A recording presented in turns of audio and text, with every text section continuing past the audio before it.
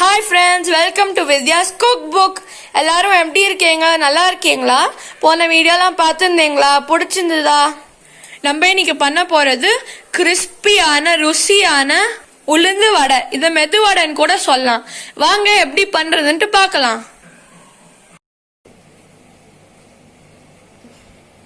உளுந்து வடை எப்படி பண்ணுறதுன்னு பார்க்கலாம். இதை மெது வடைன்னு கூட சொல்லலாம்.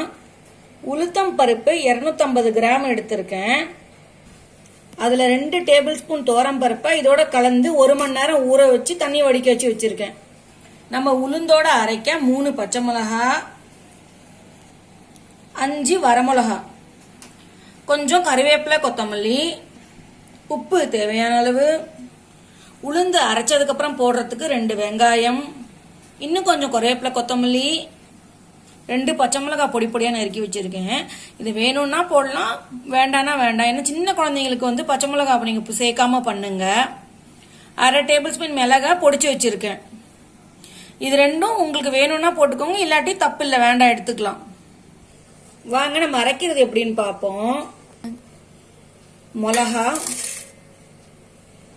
கொத்தமல்லி, கருவேப்பிலை,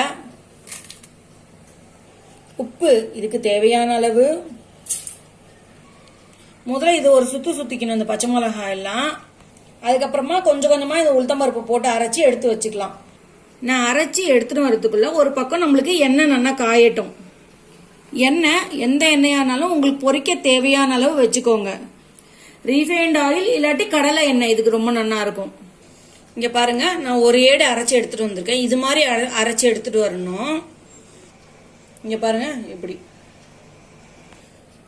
நம்மளுக்கு அரைச்சது ரெடியாக எடுத்து நல்லா மிக்ஸ் பண்ணிக்கலாம். இதோட வெங்காயம் எல்லாம் போட போகிறேன். வெங்காயம், மிளகு, பச்சை மிளகாய், கொத்தமல்லி, கருவேப்பிலை. இப்போ நான் இதுக்கு சேர்க்கறதுக்கு ஒரு சீக்ரெட் இன்கிரீடியன்ட் சொல்ல போகிறேன். அதை நம்ம போட்டோம்னா வடை ரொம்ப கிறிஸ்பியாக இருக்கும் நம்மளுக்கு. அந்த பொருளோட பேர் ரவை. ரவை 1.5 டேபிள் ஸ்பூன் எடுத்திருக்கேன். இந்த பாருங்க, இப்படி போட்டு விட்டுருக்கேன். இதை நல்லா மிக்ஸ் பண்ணிக்கலாம். ரவை நம்ம ஆட் பண்ணோம்னா ஹோட்டல் ஸ்டைலில் கிறிஸ்பியாக வடை வரும். உளுத்தம் பருப்பு கேர்ள்ஸ்க்கு ரொம்ப நல்லது. அதை கஞ்சியாவோ இல்லை வடையாவோ எது மாதிரி வேணாலும் பண்ணி தரலாம் நம்ம குழந்தைகளுக்கு. இது இடுப்புக்கு ரொம்ப வலு கொடுக்கும். ரொம்ப நம்ம வடை மாவு நல்லா மிக்ஸ் பண்ணியாச்சு. வடை போடுறதுக்கு முன்னாடி நம்ம கையில நினைச்சு இந்த மாதிரி எடுத்து வடை போட போறோம். இப்படி எடுத்து இங்க பாருங்க, திருப்பியும் சொல்ற, லேசா கையை நினைச்சிட்டு இப்படி வடையை எடுக்கலாம்.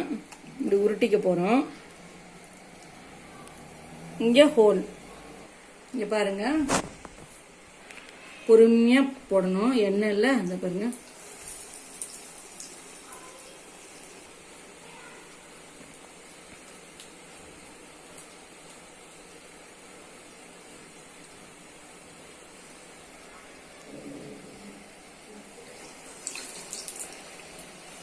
இந்தோடனே எடுத்துடலாம். இங்க பாருங்க, இப்படி லேசா திருப்பி விடணும். இந்த பாருங்க, 2 பக்கமும் பொன்னிறமாற வரைக்கும் நம்ம வேக வைக்கலாம்.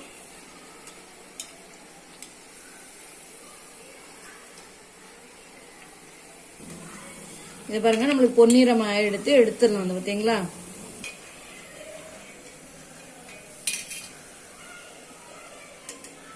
நம்ம அடுத்த எடை போடலாம். இப்போ நான் இன்னொரு தடவை காட்டுறேன். லேசா தண்ணி தொட்டுக்கிறோம். நம்ம இந்த பாருங்க, இந்த மாவை இப்படி எடுத்துக்கிறோம். இப்படி ஹோல் போட்டுக்கிறோம். இதை இப்படி எண்ணெயில போடுறோம். உங்களுக்கு ஹோல் பண்ண வரலன்னா இப்படி உருண்டையா எடுத்து இப்படியே உருட்டி இங்க பாருங்க, இப்படி போட்டுக்கலாம்.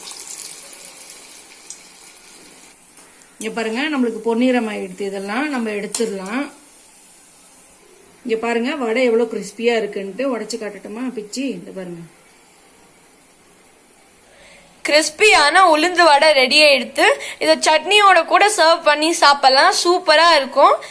நாங்க வச்சிருக்கோம்ல அந்த சட்னி, இல்லாட்டி நீங்க சாஸ் கூட தொட்டு சாப்பிடலாம். இதுக்கு எந்த சட்னினாலும் நல்லா இருக்கும்.